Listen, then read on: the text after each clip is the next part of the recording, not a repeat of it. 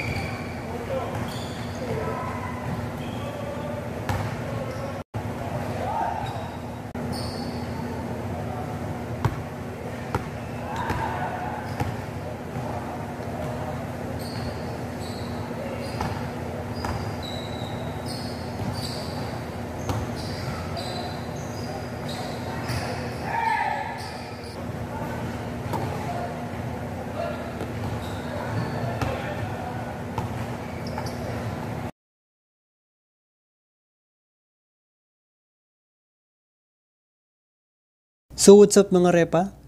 Kagaling na natin sa court at na-testing na natin yung sapatos ng World Balance na level play.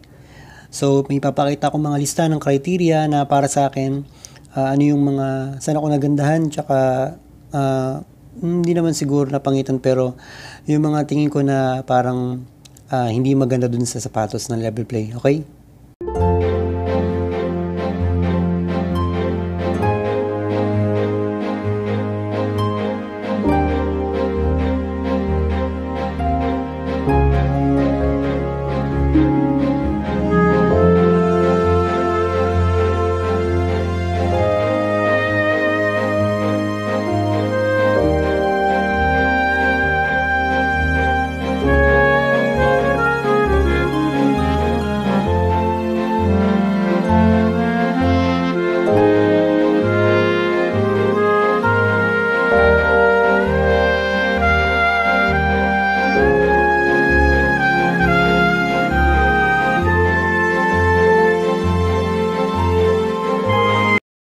So ayan mga repa, na pakita ko na yung mga listahan ng para sa akin, yung mga criteria kung saan siya okay o kung saan siya hindi okay dun sa pagsusot natin ng World Balance level play na sapatos, yung performance niya sa court, sa paggamit niya.